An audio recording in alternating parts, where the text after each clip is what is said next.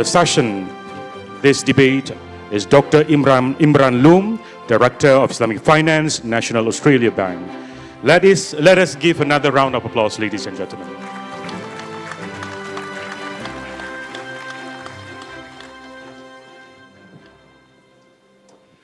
Assalamualaikum warahmatullahi wabarakatuh dan salam sejahtera. Berehat sebentar di pohon cemara. Awal bismillah, pembuka bicara. Bismillahirrahmanirrahim. Alhamdulillah rabbil alamin wassalatu wassalam ala rasulillah. مرحبا بكم في هذه المناقشة الهامة جدا. هل التمويل الإسلامي مسيطر تماما على مصيره? Ladies and gentlemen, it is with great pleasure that I welcome you all to this great debate on is Islamic finance in control of its destiny? And who better to debate this than absolute giants of the industry? We have Dr. Ashraf Iqbal, Dr. Alaa Alaabed, Mukhtar Hussain, and Rafee Haneef. So as mentioned, we'll be having an Oxford-style debate, and the motion is Islamic finance needs a radical change to live up to its expectations. Now in the red corner, we have the dream team of Dr. Alaa and Dr. Ashraf. Dr. Alaa has a PhD in Islamic finance from INSEAD, and she's a qualified chartered Islamic finance professional. Now she has won the presidential award not only once, but twice. And she has a Bachelor's of Commerce and Finance from Macquarie University and has previously worked with that group of companies and is part of RFI Foundation's Emissary Steering Group, advocating for ESG, and also working group member of AOFI. Now, Dr. Ashraf Iqbal is the founder of Mindspring, whose tagline is empowering minds and unleashing potential. No doubt he'll be talking about unleashing Islamic finance potential here today. He is currently the chairman of Wafi Bank and is the Sharia committee member of HSBC Amana. He has a bachelor's in mechanical engineering, a master's in business administration, and a PhD in Islamic finance. Now in the blue corner, we have green, mashallah, green. In the green corner, we have the pioneers of Islamic finance, Rafee Haneef and Mukhtar Hussain. Rafee Haneef is the CEO of CIMB's Group Transactional Banking and the CEO of CIMB Foundation. Rafee has more than 2 decades of experience, previously being the CEO of CIMB Islamic, CEO for Malaysia of HSBC Amana, the regional head of Islamic Banking Asia Pacific at Citigroup, and the global head of Islamic Finance at ABN AMRO in Dubai.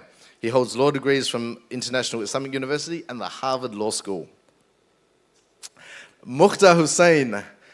Now, bro, I'm sorry, I had to shorten this because if we were to read your whole bio, there'll be no room for discussion. So CEO of Montague Advisory Partners, board member of HSBC Amana and the Asian School of Business. Mukhtar has retired from HSBC as Group General Manager after a 39-year career at the firm, after a series of senior executive management roles in Asia, the Middle East, and Europe. So the format for today will be each speaker will have 10 minutes. There'll be another 5 minutes for rebuttal and final remarks, and then we'll open up to question time. Now, I just want to pre-warn you that it is question time, so please just state your name and shoot out a question, inshallah. And after that, the voting will be done on Slido, so if you haven't already, I think they're going to shoot up a QR code. So when they shoot up the QR code, please scan the QR code and you can vote for the motion. Now, without further ado, I would like to invite Dr. Alaa to open the debate. Thank you. Bismillah ar-Rahman ar-Rahim. Alhamdulillah Rabbil Alameen wa salatu wa salam ala Ashraf al-Khalq al-Mursaleen, Sayyidina Muhamed wa alihi al-Tayyibin al-Tahirin wa sahbihi al-Muntajabin. Assalamu alaikum and a very good afternoon. It's an honor to be here. I thank Allah subhanahu wa ta'ala and the organizers for this opportunity. It's really good to be back in KL, attending IF and seeing you in person after so many years. If I may start, I'd like to touch on a few issues that, in my opinion, are central to our deliberations today. So before attempting to answer the question of whether or not Islamic finance is in control of its own destiny, it's just worth recalling what destiny are we expected to achieve should we follow the word of Allah subhanahu wa ta'ala in our mu'amalat and financial dealings. So based on verse 275, of course, of Surah Al-Baqarah, a financial system that is based on the joint conditions of al-bay' and no riba, and one that observes the prescribed economic rules of behavior, is expected to foster financial inclusion and inclusive economic growth. It is also expected to instill financial stability. This is expected to be achieved through reducing leverage and maintaining a close link between the real and financial sectors of the economy. And of course, this is also to be done through upholding those universal values of equity, participation, property rights, and prudent, sustainable consumption and production. Having said that, and painted a picture of where the destiny would be if we are to be in compliance with the word of Allah subhanahu wa ta'ala, it's useful to say and state where we are now. So if we are to take an account of current state of affairs, we can see that with more than 2.3 trillions of banking assets, the Islamic financial system is dominated by Islamic banks. Now, banking in general is a multi-stakeholder industry with different groups in control. So of course we have the regulators, but we also have rating agencies, law firms, accounting, insurers, all of whom have a say in the industry and all of whom have different management and incentive systems. Of course, Islamic banks have an additional layer of accountability to Sharia boards and their clientele, the Sharia-conscious investors and consumers. Of course, one cannot deny the fact that the present formation of Islamic banking has grown out of conventional banking and uses many of its techniques and instruments. It operates under the realm of modern financial architecture, an architecture that is based on fractional reserve system and deposit insurance schemes. This is the same deposit insurance scheme and fractional reserve system that is deeply rooted in repeated violations of deposit contract and use, or rather abuse, of debt contract, which culminated in the evolution of the current regulatory system. Of course, scholarly efforts have for long marked and linked the connection between fractional reserve system, leverage, credit booms, and crises.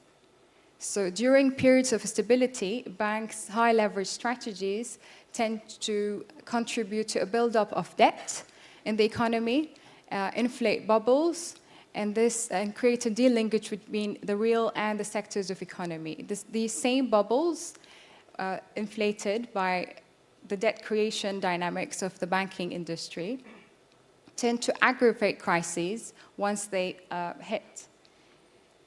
So one may wonder, what's the fault with seemingly innocent, well-intended deposit insurance schemes? Well, these deposit insurance schemes are at fault of misaligning risk and reward. So what they do, by providing that layer of limited liability, they create a condition whereby banks are able to reap the full upside of risky transactions, whereas the downside is limited due to the coverage, the insurance coverage.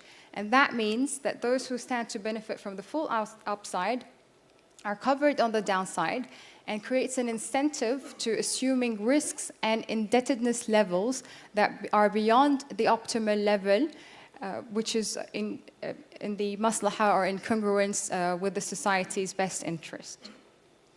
So from the time of Roman classical jurists up until now, there has been numerous calls for full reserve banking. A number of proposals have been put forward, and these proposals, of course, are very much in line with the spirit of Islamic finance. So what would be expect of something that's in line with the spirit of Islamic finance and in line with the tenets and the contracts of Islamic law? We would expect, of course, a full reserve banking to be there in order to meet and to back the demand deposits that are there, whereas we would expect the fractional reserve system to be abolished for the maintenance of investment accounts. So that would mean that the depositors who are depositing on an on-demand basis should be expected to have access instantaneously to their funds, whereby they should be also willing to receive no monetary compensation in return.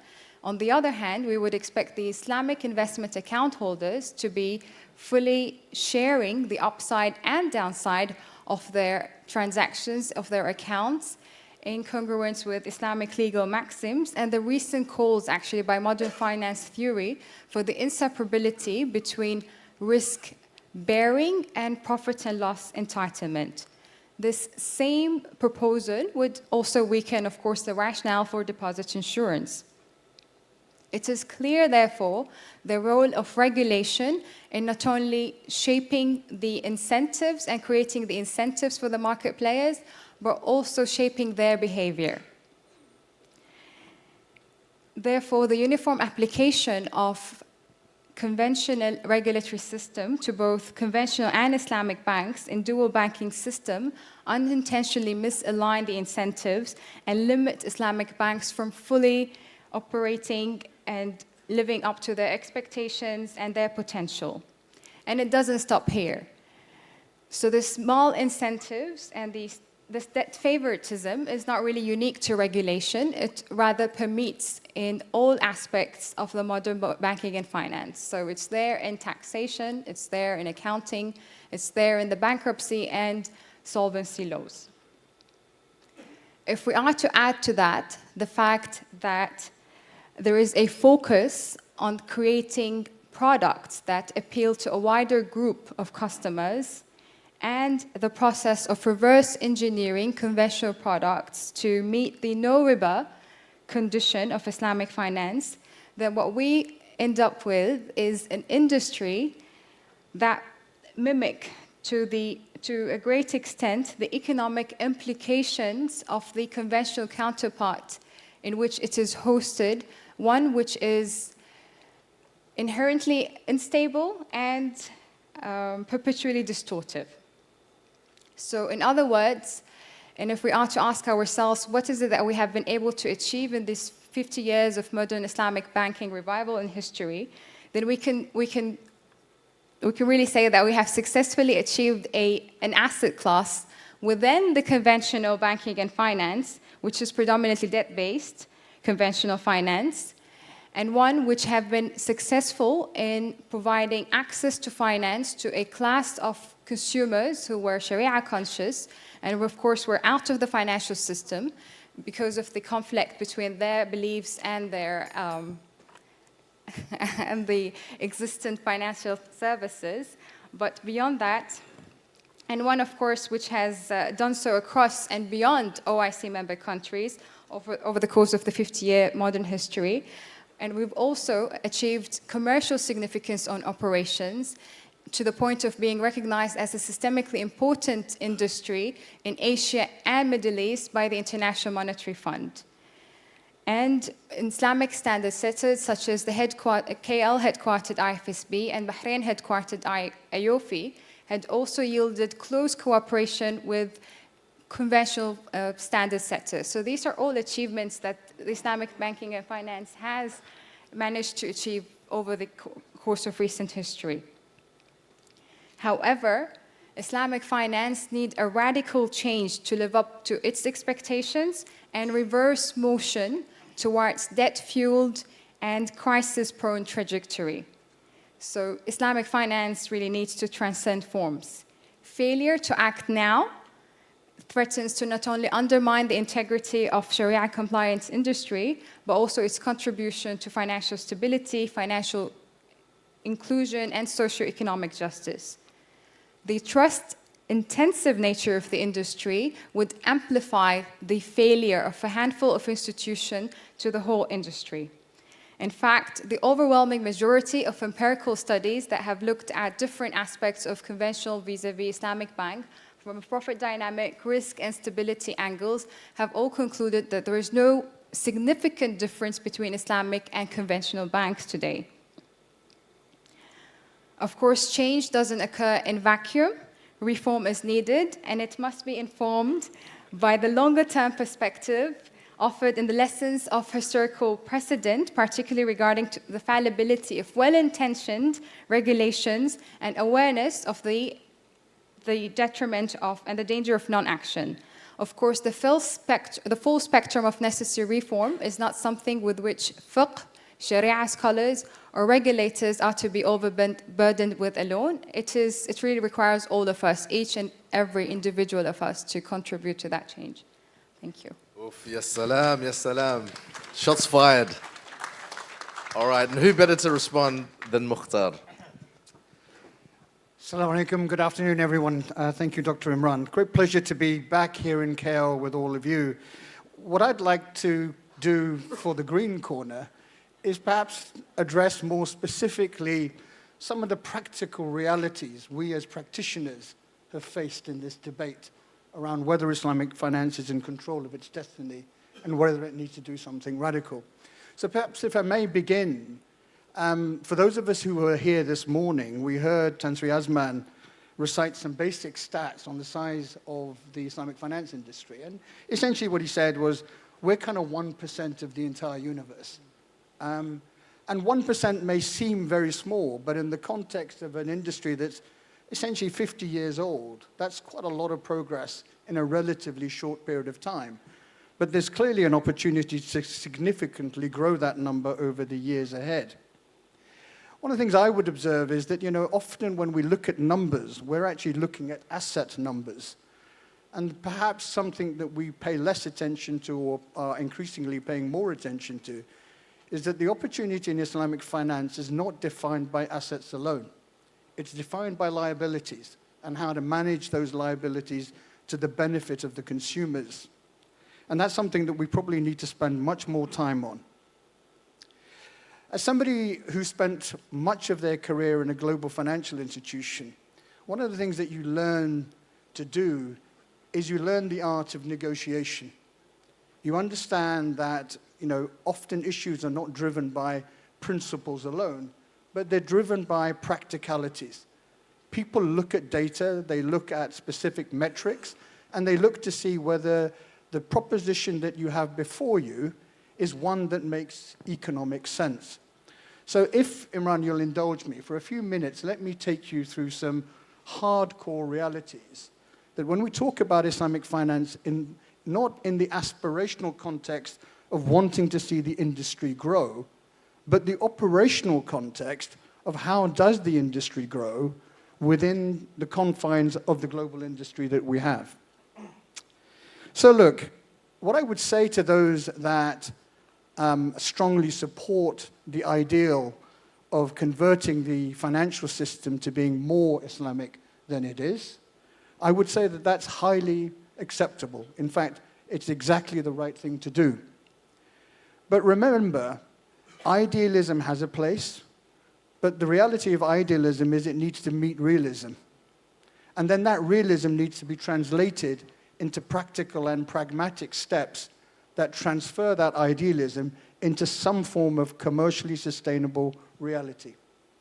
So, we can talk as much as we like about frameworks, we can talk about aspirations and ideals, we can talk about desirable objectives, but within all of that, we've got to have a framework that delivers and translates that into an operational reality.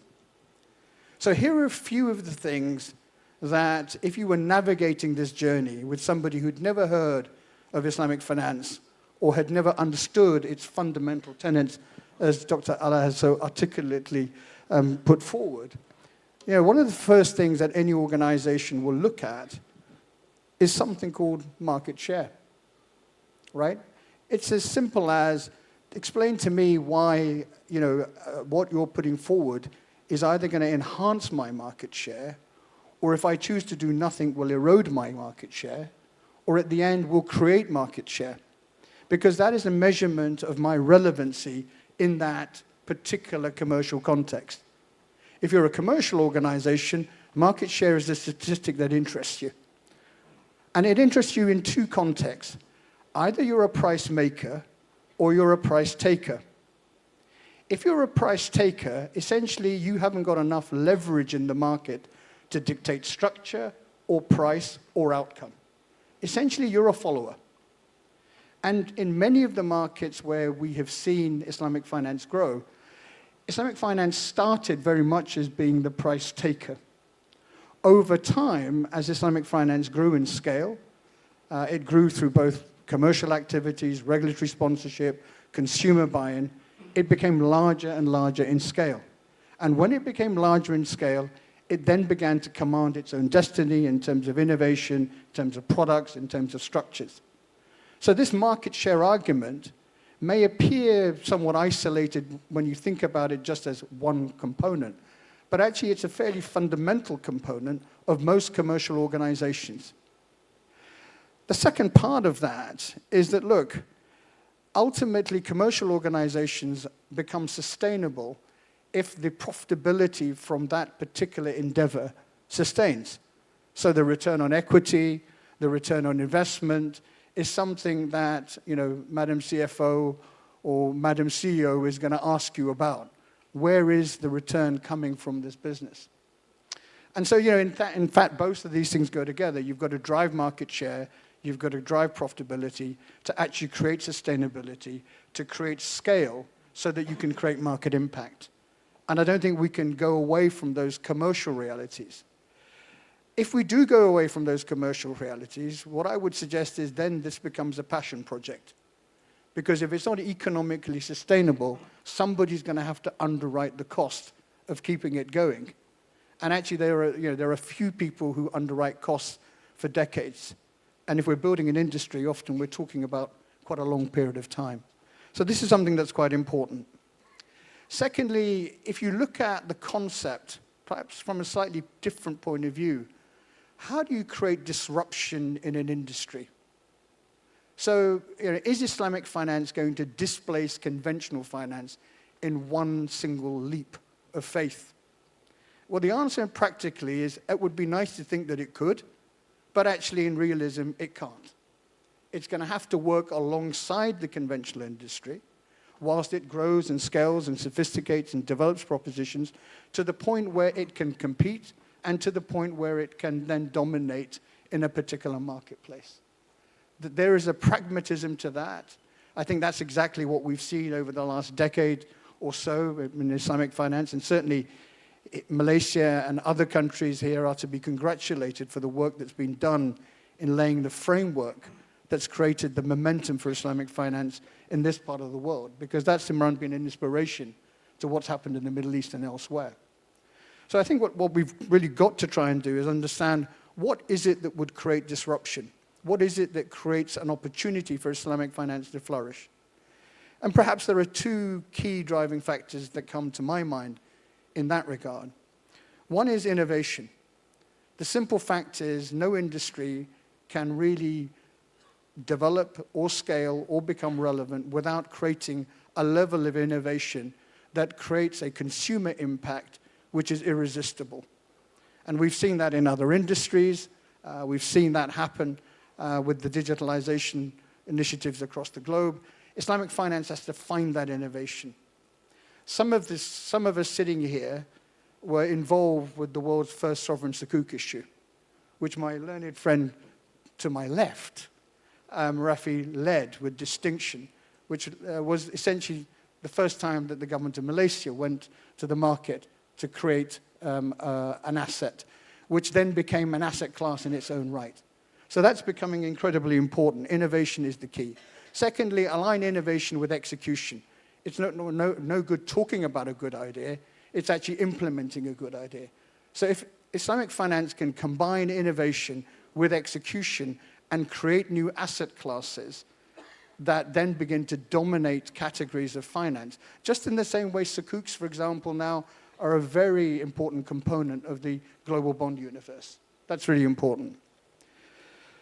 I think I've talked about market analytics, so I won't go through that again, but I think the final comments, if I may, would be to say that, look, we've got to develop an ecosystem that supports and facilitates the growth of Islamic finance.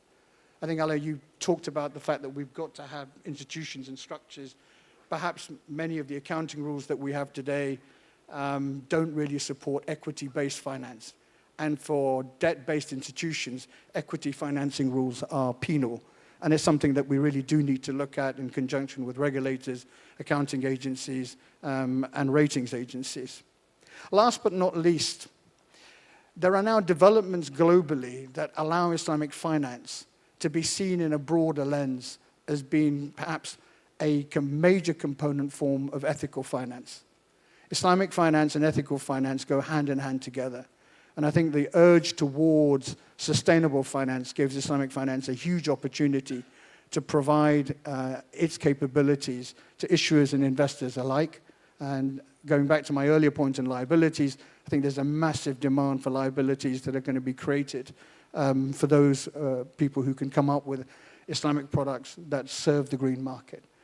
So our contention is that Islamic finance may not be able to control its entire destiny, but there are certain elements of its destiny that it is in control of. And actually, this is a journey of many steps. There's no eureka moment where Islamic finance replaces conventional finance, but there are many steps to Islamic financing becoming a bigger component of the financial services universe, providing more choice and more economic and social justice to the consumers. Thank you. Thank you, Mukhtar, for that dose of realism there. And now, to take it a few notches, the guru himself, Dr. Ashraf.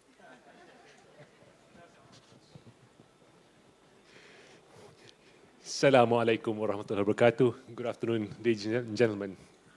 Mukhtar, thank you very much for the enlightenment, and it was definitely a good education in Islamic finance. I shall start with a short mukaddimah, followed by a statement, and then I'll make two assertions.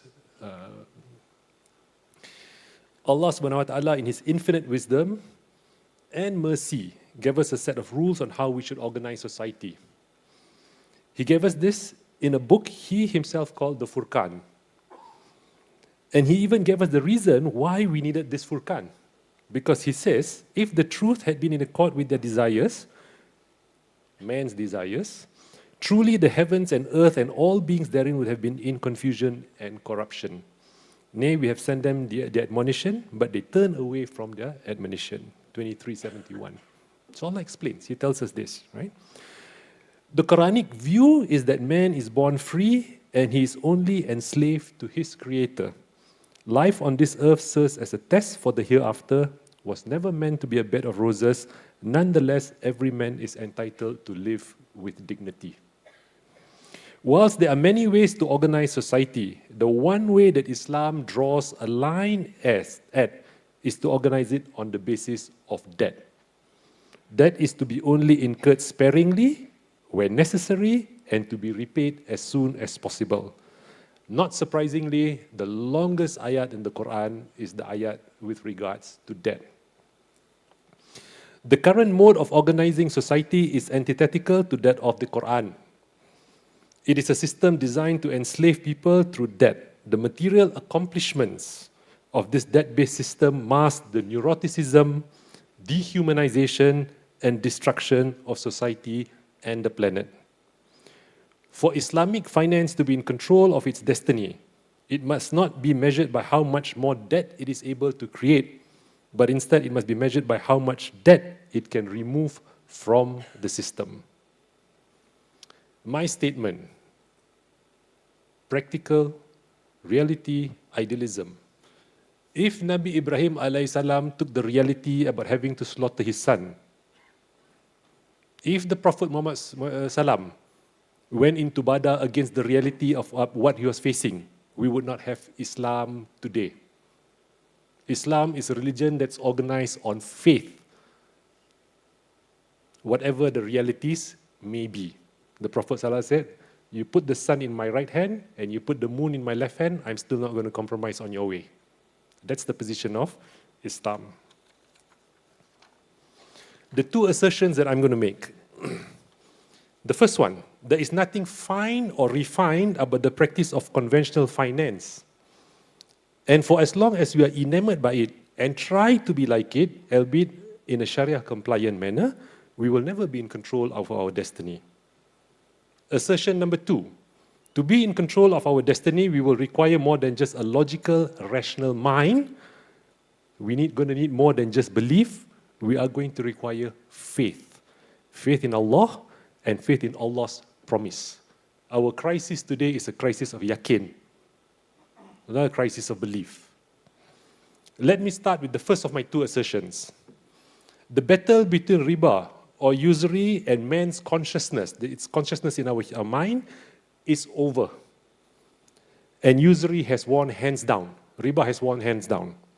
The battle went on for 3,300 years, starting in the Hindu text circa 1400 before Christ. And its final liberation was in 1823 by Cardinal Luzerne. And that's when riba broke free. Today, nobody talks about it or wants to talk about it, and in the West, most people don't even know the word or what it means anymore. If the West's criticism of Islam was that it was spread by the sword, then my criticism of the modern banking system is that it came about through deception and bloodshed. I say deception because the West, and here I mean those in Rome, Venice, Italy, the great trading centers of that time, had to contend with the church's absolute prohibition on riba. A growing class of specialists called the casuists and a very lucrative practice called casuistry emerged. These casuists were religious scholars who exerted their minds to use legal means to get around moral problems. In 1650, this practice was so prevalent that Blaise Pascal, the mathematician, said this, and I quote, "When the legal method is applied to a moral law, when you at the same time affirm the moral law to be divine and immutable while you are eviscerating it of its whole substance, you are playing fast and loose with morality itself." And we see this today in the UK. This is why, despite the proclamation that King Charles as the head of the Church of England, in the Church of England, marriage can only be between man and woman. But in law, anybody can marry anybody in any position in the UK today, despite its king being the head of the Church of England. This is the reality when we start to play around with the moral law. The second part, bloodshed. In 1290, the year 1290, the Jews were murdered and expelled in England for practicing riba. In 1527, Henry VIII goes to Rome. He puts the sword against the neck of the Pope and demands the creation of the Church of England. That's how the Church of England came about. And he had only two reasons for it. He wanted to divorce Catherine of Aragon to marry Anne Boleyn, and he wanted to legalize riba. Okay? And that is exactly what happened. You can today visit all of these old castles and manors. You can go down to Ely Castle, you can all of these places. And you will see the people who were murdered in the UK and the properties that were confiscated because they refused at that time to give their bay'ah to the Anglican Church. This is the history of it. Yeah? And yet, the entire world now looks at the West as the beacon of truth and the light of hope when it comes to banking. As elegantly stated by Guy Eaton, vice pays tribute to virtue by masquerading behind the mask of religion, and wickedness walks the street more confidently when dressed decently. Given that that history of conventional finance, as we so eloquently call it, what makes us think that it will capitulate now and embrace the spirit of Islam? Given, in fact, conventional finance today is more than ready to embrace Islamic finance. The early emerging threat of an alternative financial system that was to be built on principles of justice and fairness has now dissolved. They are now looking at Islamic finance and saying, "Welcome to the club." And the reason that they're pleased is because the most precious element of money, Rafee, you got your $10 note in there, you can show them, money. Yeah? Okay. That most precious, which is its fecundity, has been preserved. It is not being challenged, but instead has been accepted in Islamic finance as a basic truth. So what is this fecundity? We take something that is infertile, barren, and we give it the power to reproduce, to grow, to multiply. This is why in the 13th century, Dante wrote in Inferno, that was his play, the usurers are placed in the 7th level of hell. And who are with the usurers? The sodomites. And the reason the usurers are being placed with the sodomites in the 7th level of hell is because the sodomites turn a fertile egg barren, while the usurers turn a barren egg fertile.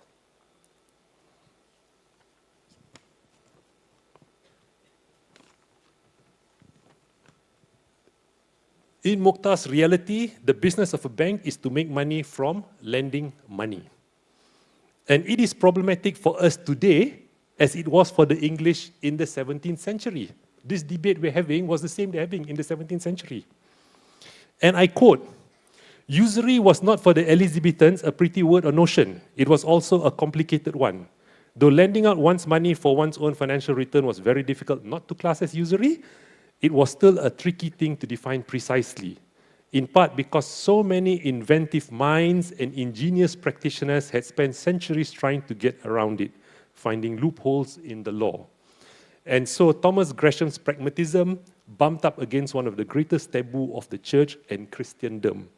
Money was as necessary as it was problematic, and it was problematic because how it was made was under the scrutiny of God, and there was no escape.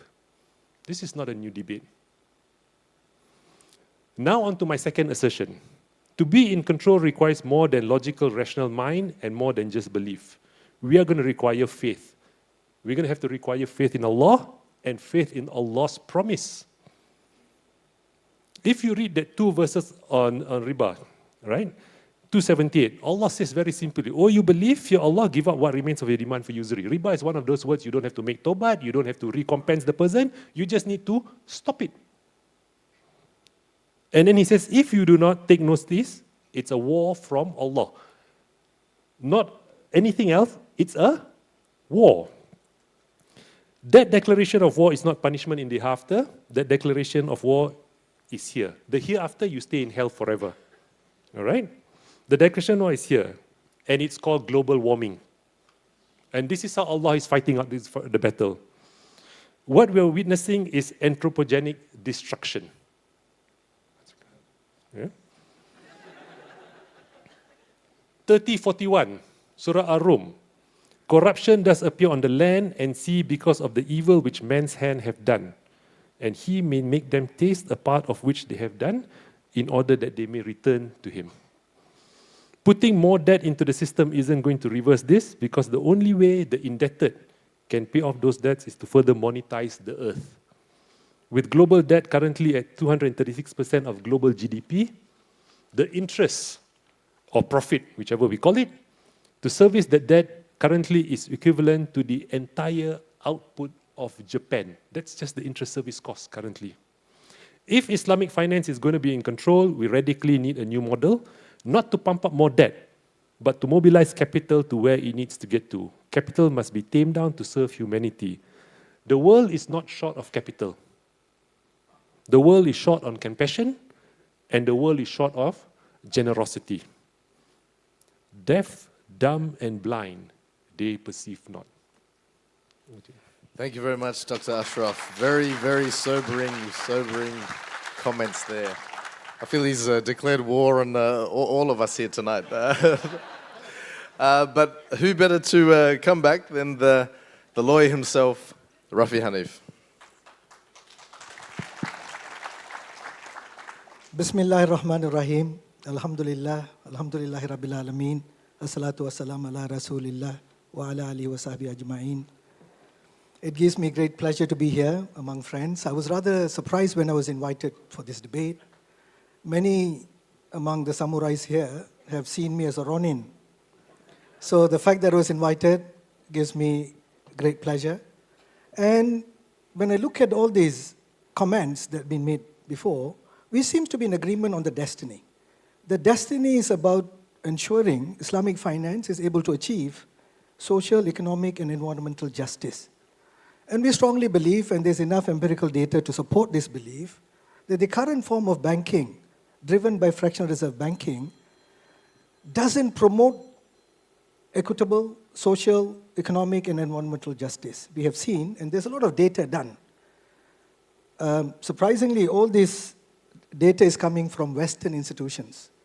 If you look at the Roosevelt Institute, it has computed how much cost, external cost of this current system.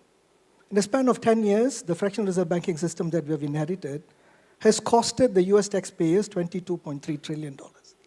That's the endogenous cost that has not been factored into the pricing of debt that we offer today.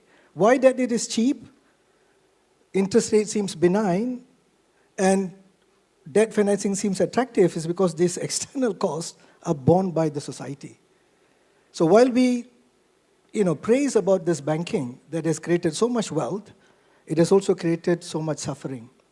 And all these things have been recorded in great detail by Western institutions. The Schumacher Institute records the cost of financial intermediation to the environment.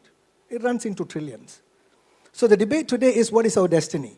Our destiny is to create social, economic, environmental justice, and that necessarily requires us to unplug fractional reserve banking from the CPU and put in a new form of banking called what we call full reserve banking. So full reserve banking is not new. It's been around for almost 90 years. It first came through this plan called the Chicago Plan, which was presented to President Roosevelt within 10 days of him coming to office. That was his first plan. And the plan was quite simple. It was about creating a dichotomy between demand deposits and investment accounts, or investment trusts, as he will call it. And subsequently, there have been 6 other proposals, including the last one that was actually debated in a parliament, which is called the Sovereign Money Initiative in Switzerland. So before we come to this, I wanted to just highlight that we all seem to agree on the destiny. What my learned brother and mentor, Mukhtar has mentioned earlier, is that we have to take cognizance of the fact that it's not a direct flight to that destiny. This is a multiple stop flight. And the first step, he eloquently argued that it requires us to gain market share. Before we can have a seat on the table to engage on a reform proposal, you need to have a seat on the table. With 1% market share, though significant from a 50 years context, is not sufficient to have a voice, a strong voice to make a change, make a reform. So we need to make sure that the first stop before we can go to the final destiny is to gain market share. Alhamdulillah, we have about 40% market share in Malaysia, the same in the Middle East, and in other countries we are seeing the market share growing. Yes, the market share is growing through hybrid product offering. Ijara has become Ijara Muntahiyya Bitamlik, Murabaha become Murabaha Lamir Bil Shira, and even deposits have now been based on Tawarruk. Yes, these are not ideal situations, but we have to bite the bullet to make sure that we're able to conform to the fractional reserve banking model. Trying to change fractional reserve banking model at this stage has failed, because this is what the Swiss were trying to do. We will explain that in a minute. The second part of the journey is, whilst we are engaging in this journey to gain market share through less than desirable products and services, we need to ensure that we don't do damage. So the concept of Amru Ma'ruf wa Nahy al-Munkar requires us to, while we gain benefit through the advancement of this, what we call risk transfer, Islamic financing products and services, we have to ensure that we are not creating damage to the society and the environment. So the drive towards sustainable Islamic finance is the second leg of the journey. And the final leg of the journey, which may take 20 years, may take 50 years, is what the Swiss were trying to do in 2015. Now, this proposal came in 2015. If you remember, in 2015, there was an organization called MOMO, Modernizing Monetary system in Switzerland, they came up with this 10-page proposal where they said, and by the way, Switzerland is not only famous for chocolates and luxury watches, they are the banking capital of the world.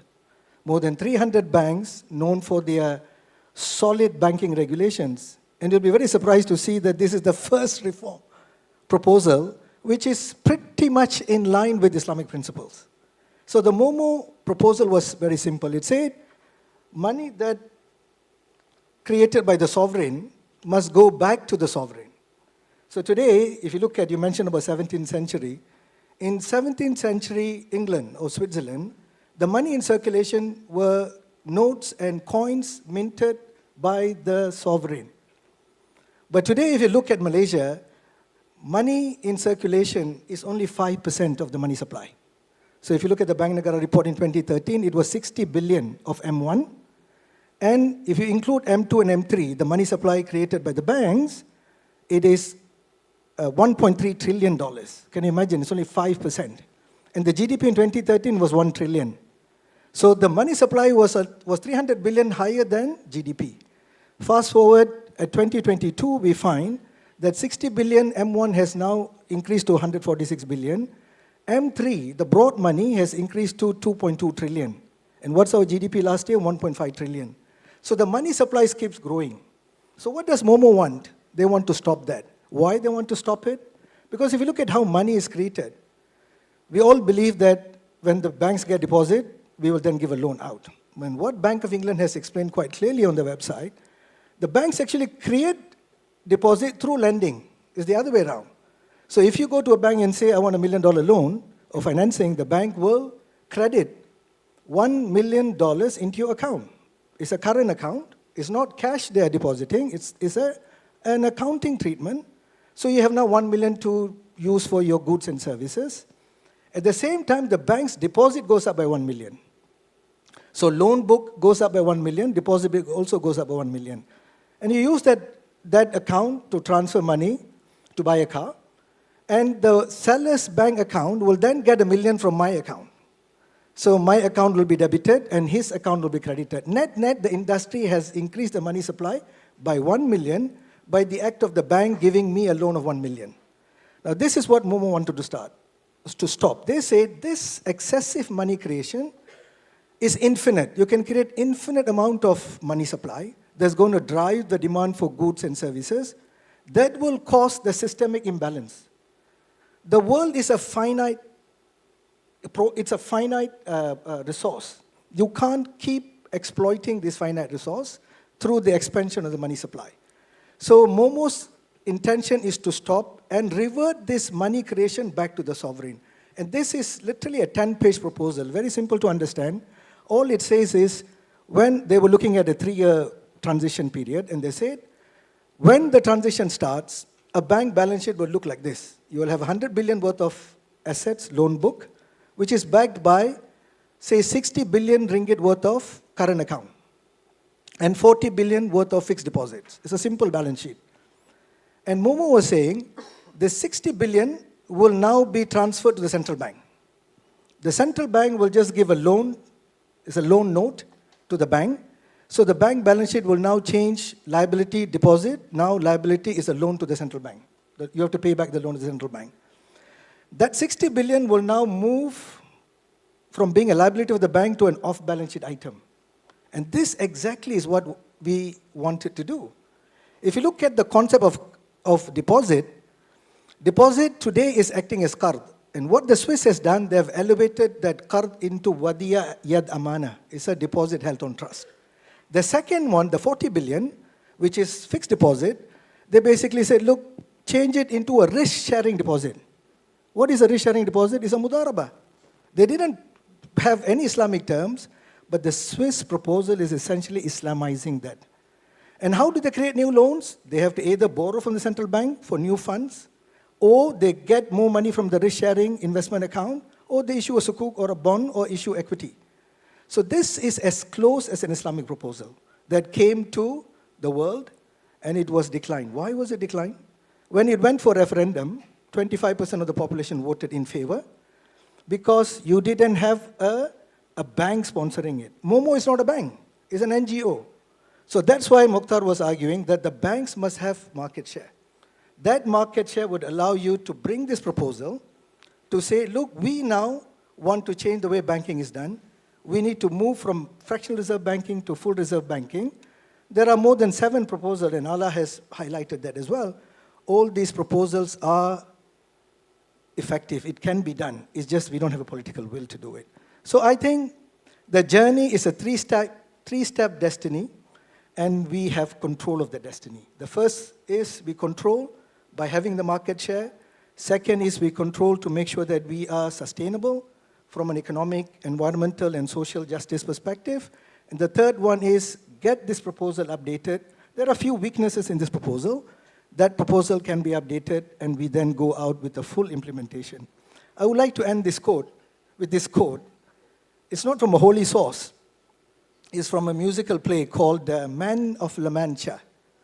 It's a musical play from an epic novel from the Spanish literature. So the protagonist, Don Quixote, was asked by a lady. He wanted to be a knight. And the lady asks him, what is your quest? And he says to the lady, my lady, my quest is to dream the impossible dream, to beat the unbeatable foe, to right the unrightable wrong, and if I must, to march into hell for a heavenly cause. And my ultimate quest, he said, is to reach the unreachable star. And I think that is our quest. With that, I leave. Rafee, thank you very much. Thank you very much. I feel we're getting to the serious rounds now.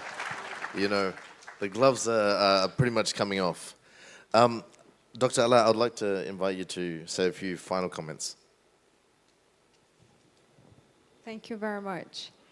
I mean, just on what has been said about idealism and realism, I also wanted to quote, and this is a quote by the former governor of the Bank of England, Mervyn King. So he actually argues that there is a financial alchemy, and that the creation of extraordinary financial powers that defies reality and common sense. And that both the creation of money, paper, and banks that issue credit are, while we take them as granted today, they're both core ideas, were revolutionary and almost magical. That wisdom came to him after he retired as a central bank governor, not when he was a governor. True, but now we have that wisdom presented to us on a platter.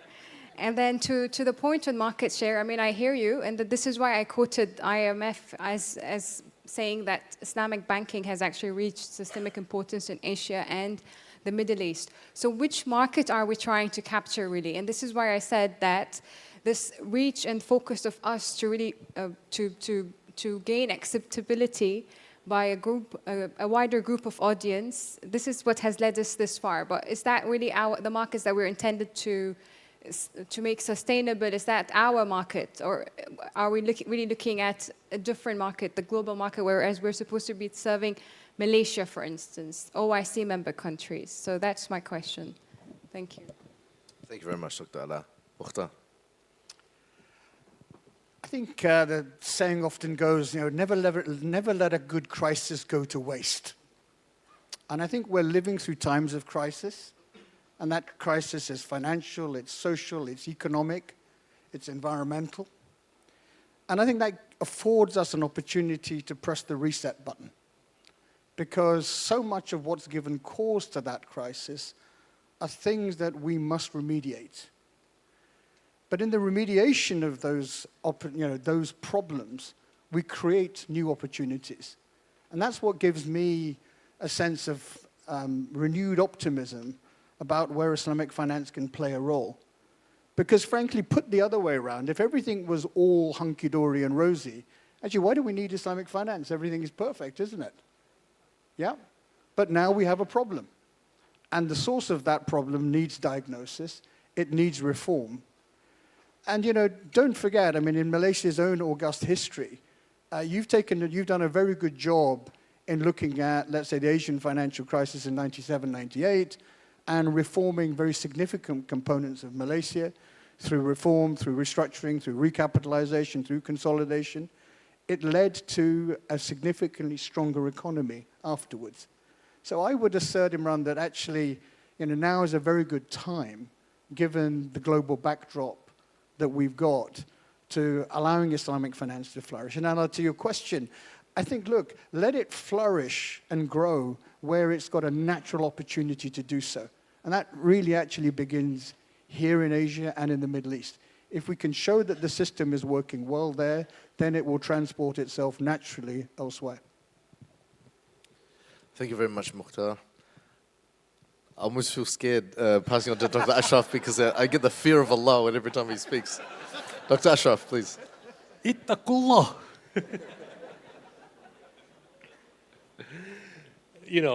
Unfortunately, I'm an engineer, and I see the world through the lens of an engineer. And as an engineer, the question that I ask is, why is it every other system that after it breaks down, the system gets safer, it gets better, right? So if you think about it, right, you think about airlines. The cars you drive has got a built-in factor of safety between 3 to 7. An airplane has only a factor of safety of 1.3, and yet the safest mode of travel is by air, right? So every crash they learn, they make the rules, it gets better. But the financial system works the opposite. Every time there's a crash, they make promises, and then the next one gets even worse, right? So if you don't believe, go read the BIS. What the Bank of International Statement said after the 2008. Oh, we've made it better, we've made it safer, bullshit. Right? Because as Mukhtar says, we're sitting in that crisis right now. And the reason the system is hard to change is because we are addicted to debt. It is an addiction. As Rafee says, right? Imagine if I went to any bank and said, I want to borrow $1 million, but don't open my savings account, deposit it straight to the other bank. You think they're going to let me do it? No way. Right? Because that's how it starts. And we are addicted to that, which is why the Quran places this huge emphasis on the rules about that. And it's not that we do not know how to move forward. Rafee has articulated how to move forward. Mukhtar has articulated how to move forward. Alaa has articulated. In Switzerland, we had WIR Bank, Weir Bank in Switzerland. They were interest-free. Everything that's in the report, all the way up to 1952, right? You got Jax Mendel's Bank in Sweden that started post-World War II until today, riba-free, right? 100% reserve requirement in their model. You've got Aussie Farmers Mutual. So we've got all these examples around us that are not within the Islamic sphere, but doing things completely Islamic. The question is why? Why is it so difficult? Why is it so difficult? And for this, and that's my final comment, the answer is in 268 Al-Baqarah 268. Allah tells us the reason why we will find it so hard to change. And what he says is, the devil threatens you with the prospect of poverty and bids you to the shameful deed of stinginess, while Allah promises you forgiveness and great bounties from him. And Allah is all bountiful, all knowing. So every time we want to do this, but we don't have the market share, and if we do this, the whole world's going to come to us, and we're going to be hungry, and it's going to be poverty. Yeah, that's the shaitan whispering. If you want to do this, we're going to do it, and I go back to my opening slide, you're going to have to do it with yakin. You have to do it in faith, lillahi ta'ala. Because we're all going to die. See, God, you don't understand God. Is that what you're going to tell Allah? Right? You're going to die, you're going to face Allah. See, Allah, we didn't have the market share, so you got to understand. Right? Ladies and gentlemen, I guarantee you, they said 2 certainties of life was death, taxes and death. Based on what's happening in Malaysia, taxes also not a certainty, but death.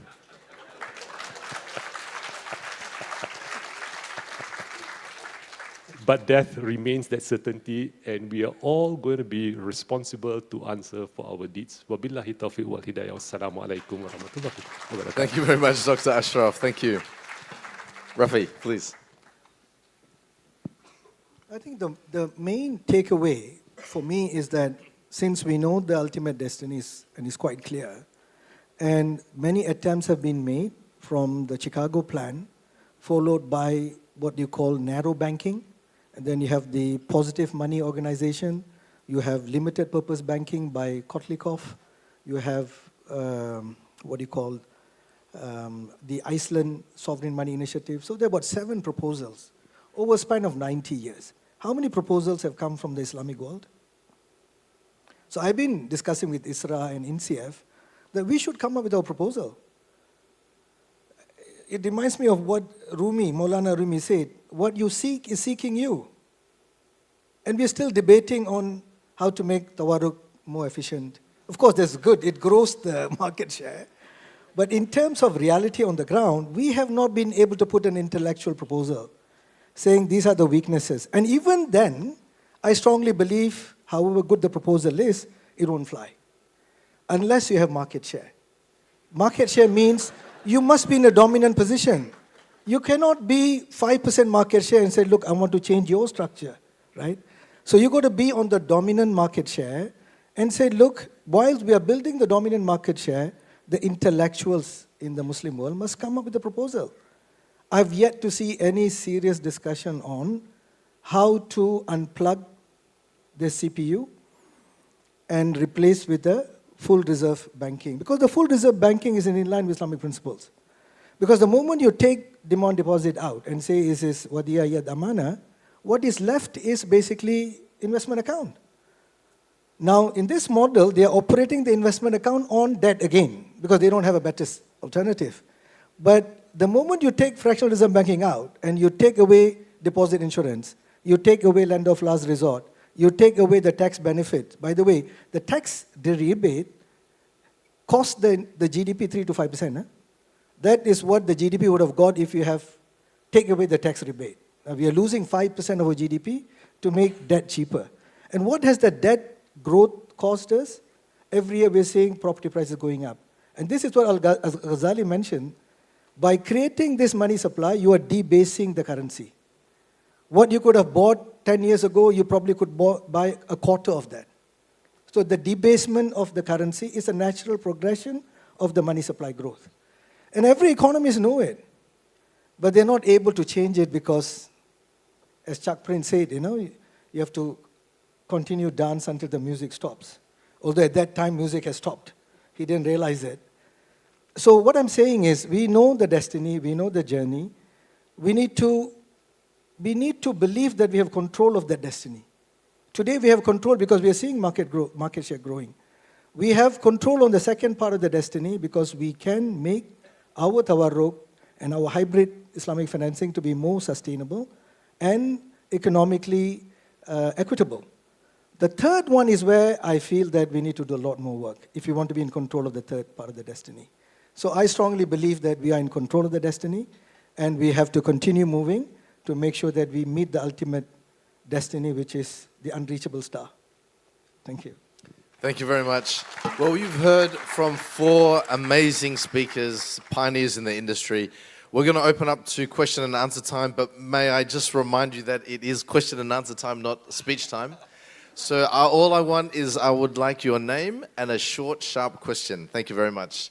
So we'll be taking also, if you want to, we'll be taking some online as well. So let me, I promised Safri, if he's in the audience, he's there? Safri. Oh, there he is. Okay, Safri for the first question, please. Okay, last one. Yes. Hi. Thank you so much. It was indeed a wonderful treat to, listen all of you. Really, really incredible. I have a very specific question to Mr. Mukhtar and Mr. Rafee. As you were explaining the difference and, in fact, the challenge between the realism versus the idealism, and you very rightly said that we are being followers in the industry, but at the same point in time, the challenge is we have to increase the market share as well. So since we are increasing the market share and we are really small compared to the size of the industry, how in fact we can be in control of our destiny while tackling with that?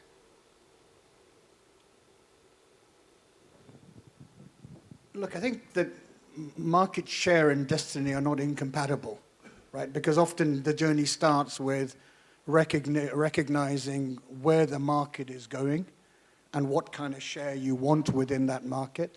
And then what are the kind of levers that you have to get market share, whether it's an asset product or it's a liability product. Where specifically does the journey take you? And I think that's where I think you have to be very careful about the choices that you make, because there may well be some areas of the market which, frankly, others dominate, right? And it would be futile for you to compete in that area because you'll never get the scalability to allow you to be effective.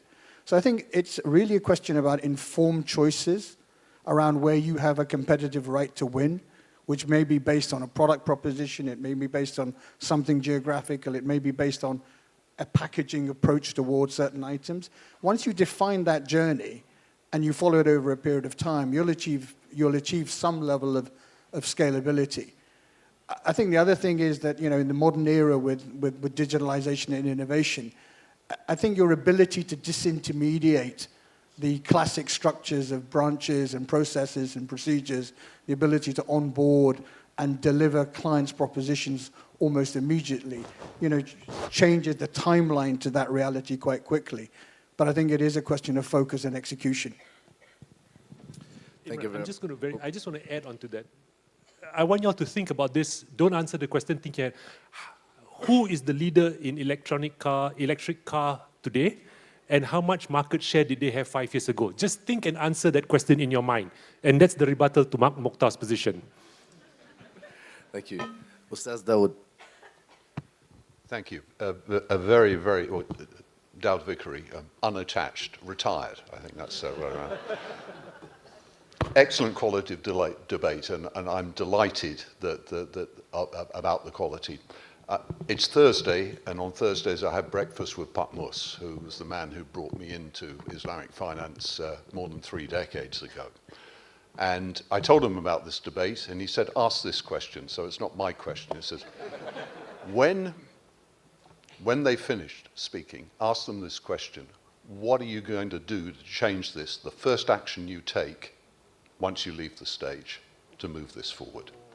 Great debate. I think we're all on the same page, but it's about the action you take. So I'd like to hear from each panelist, what do you do about it right now?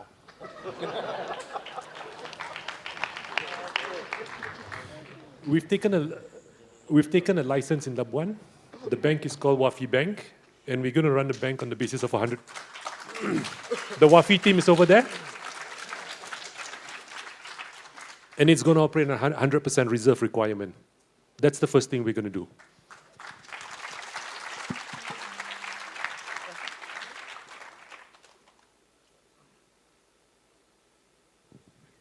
I think the simple answer to a very significant question is not to dream, but to do. And the do part is what's within the realm of my own responsibility. Who are the stakeholders I can influence? What's the level of conviction power that I can bring to take forward that argument?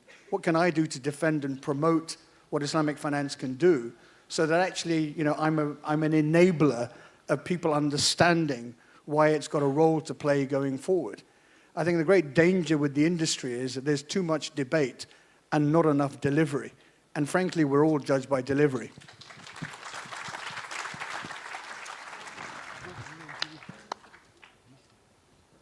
Thank you. David, I think the one thing that we have attempted to achieve today was really creating that awareness. So, that would be our first action that we have taken today. Just the awareness that we're trying to create here. And inshallah, we can also make a difference and hopefully invest in sustainability and bring about sustainable products, inshallah. Thank you. My humble comment is that we have to wake up and smell the coffee. If you look at what happened in 1933, the worst of economic crisis, the Great Depression, Roosevelt just came to power. And the first thing he did was declare a bank holiday because it would have just turned into a spiral. And the first proposal he gets is the Chicago Plan. And it was perfect. And if you look at if you look at the correspondence, he was very much in favor. But he couldn't implement it despite the banking sector coming down to its knees. That was the most optimal point. And you realize when there is this kind of a shock to the system, people go back to their fitrah, the natural law to do the right thing. And you found these economists, like Irving Fisher, a week before the crisis was saying that, look, the stock market has reached its permanent plateau, that it will be always a boom. And the next week, the market crashed, and he lost his entire investment. So these are the people who converted and basically said, look, we need to change. And they had a two-window model, a Wadia model and an investment trust model. But yet, FDR had to compromise. He came up with a deposit insurance scheme. FDIC was born out of that. And he was not a proponent of deposit insurance. He thought he was going to create a moral hazard. But the banking lobby was still so strong. So that's why it's really important. While we really want to see more success on this niche, to get mainstream relevance, I strongly believe you need to be on the driving seat. That's why the market share strategy is really important to pursue. And that's what we want to do. We will grow Islamic banking to make sure that it becomes the dominant market share. Thank you, Rafee. Yes, Doctora. Okay, Assalamu alaikum. Thank you, a very lively debate. I would like to pose one question to the red team and then one question to the green team. I hope I'm allowed to do that. First one, I would like to sort of challenge the conclusion made by Dr. Ashraf Iqbal earlier with regards to debt.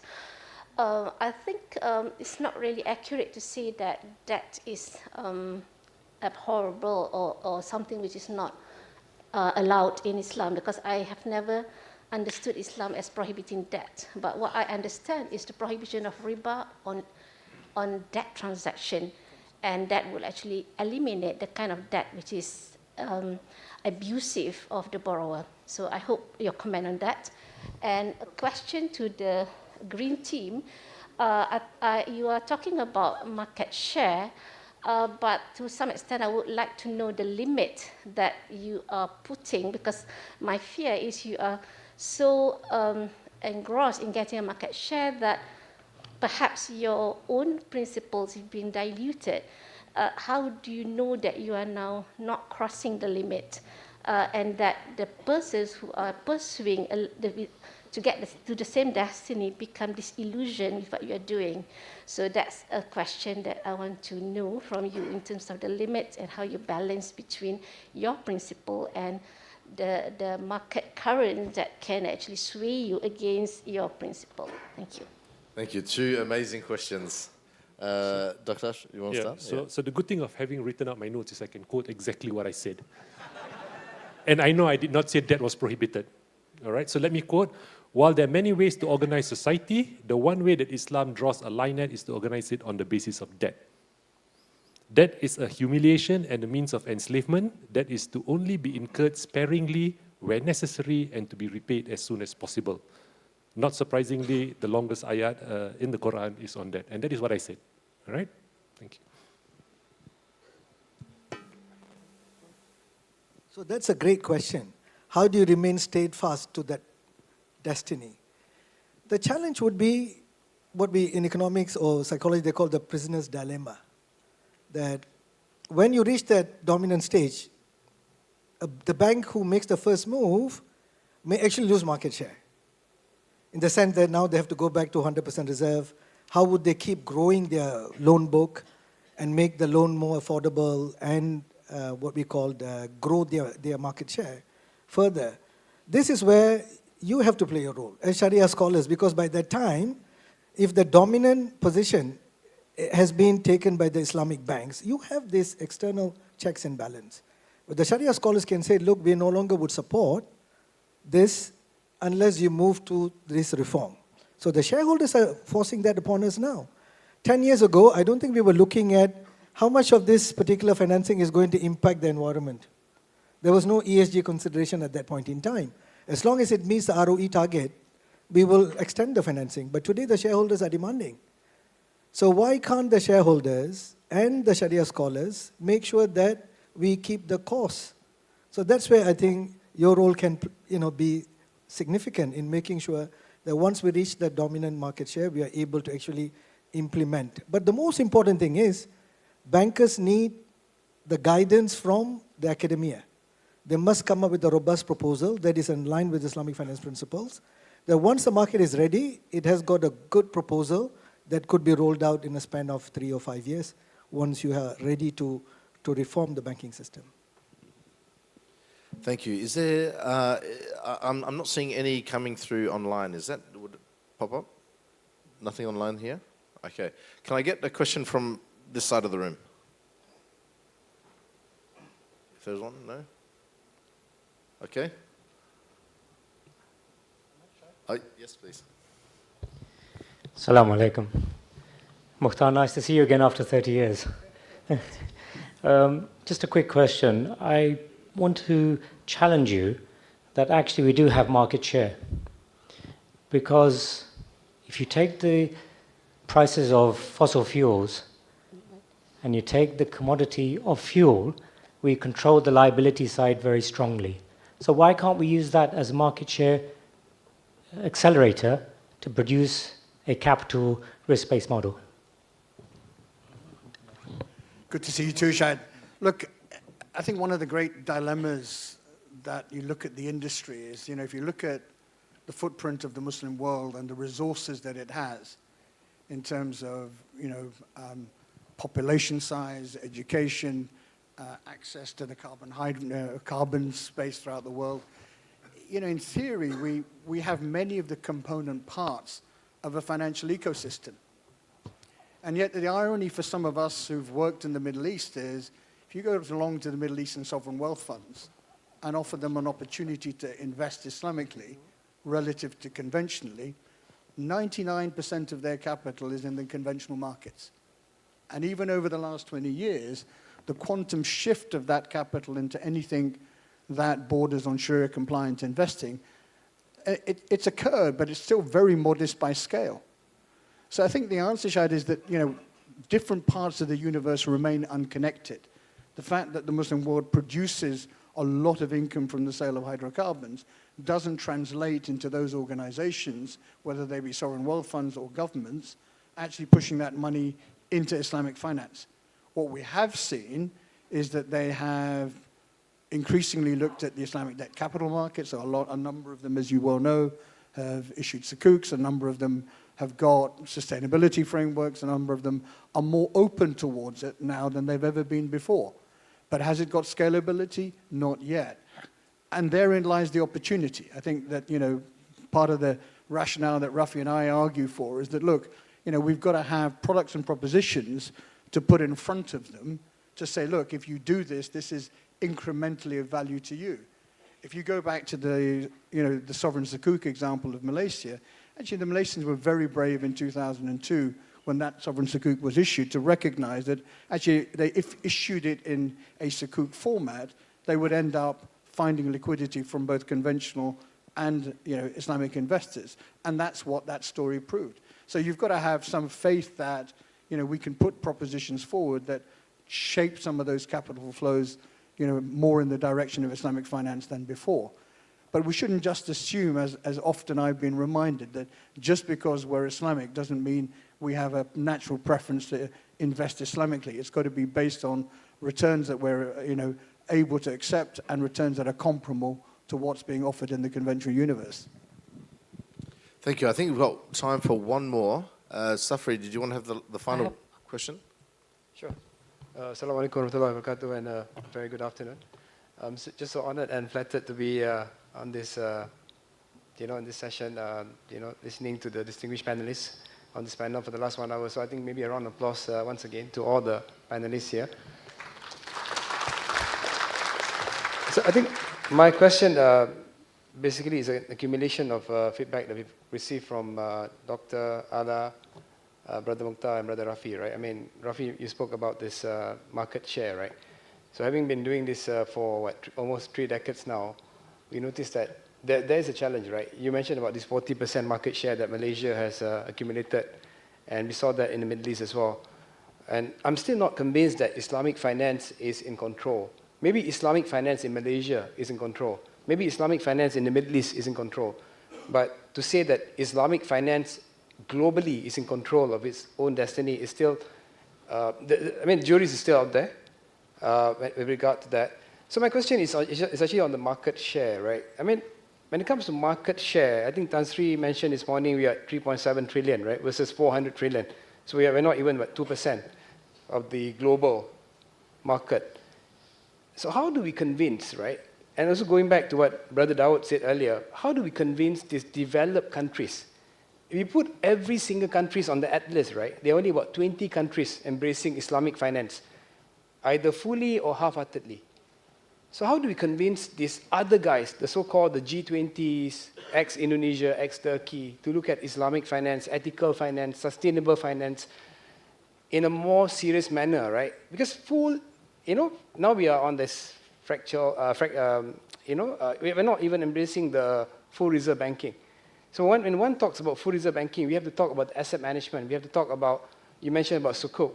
What about the treasury business? What about the other business apart from the deposit business? So how do we convince these guys to look at Islamic finance, on a more serious manner, right? And I'm talking about a long-term play from maybe comments from a couple of the panelists. Thank you.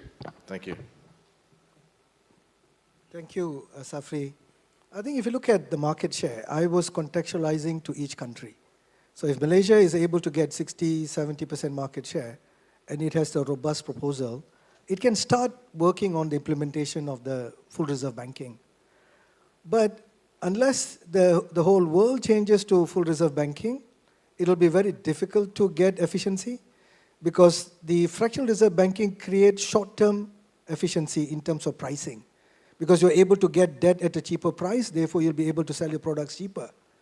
But in the long term, there would be severe shocks and cost to the system. And net, you're worse off, because you are socializing the losses and privatizing the profits. So this is what has been continuing for 500 years. So the point you made earlier is, if we are not able to get market share, I strongly believe the market will collapse anyway.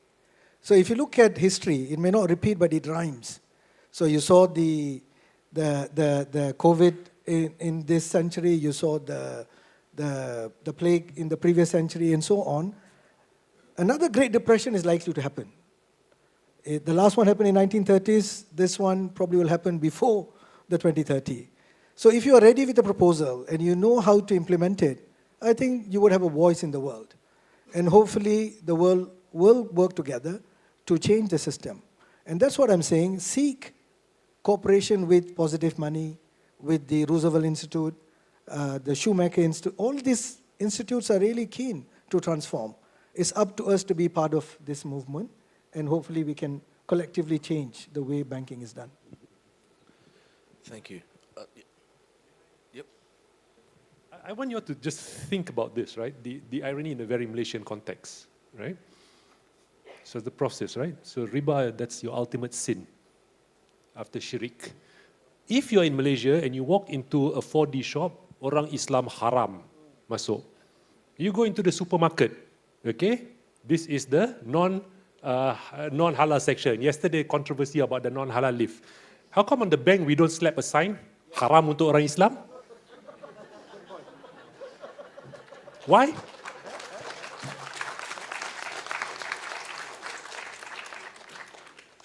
This is what I keep saying, right? If you read the Quran, you have to ask, why does Allah declare a war? Because this thing about riba, right, and all of its manifestations has got something that truly corrupts the soul. And the step out of it is simple. Allah just says, stop. Right? So for all the bankers in here who sit on the conventional side, stop.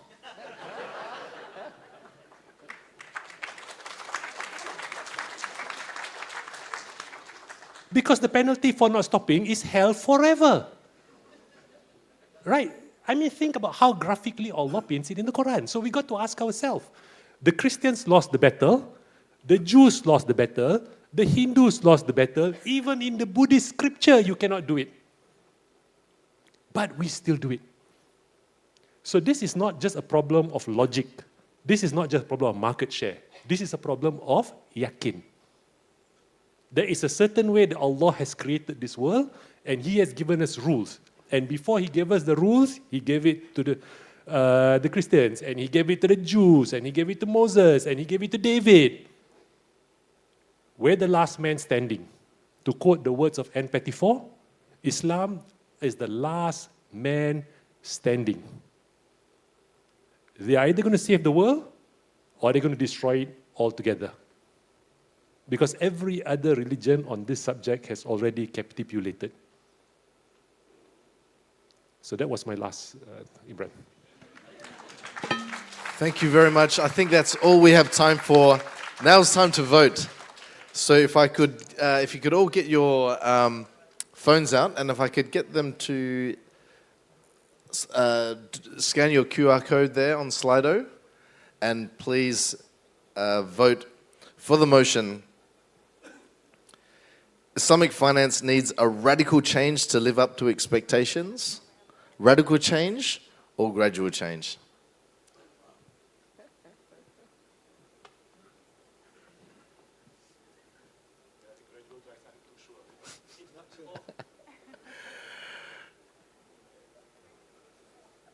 I feel I should be commenting like a horse race, if that was halal.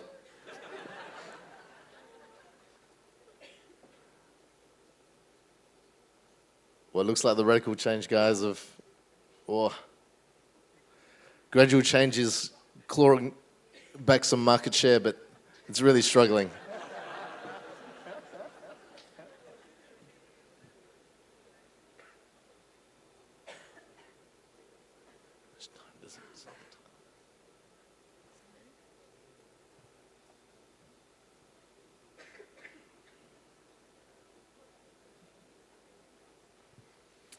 All right, I think there you have it. Radical change at 67% and gradual change at 33%.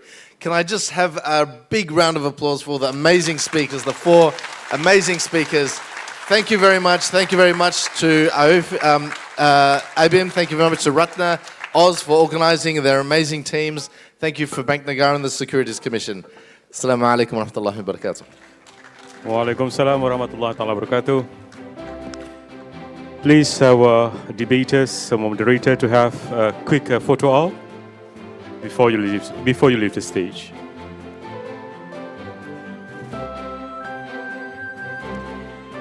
A truly remarkable session, I must say. The credit goes to Dr. Imran and, of course, to all the panelists and debaters who gave such interesting points, to defend the. Yes, a quick one.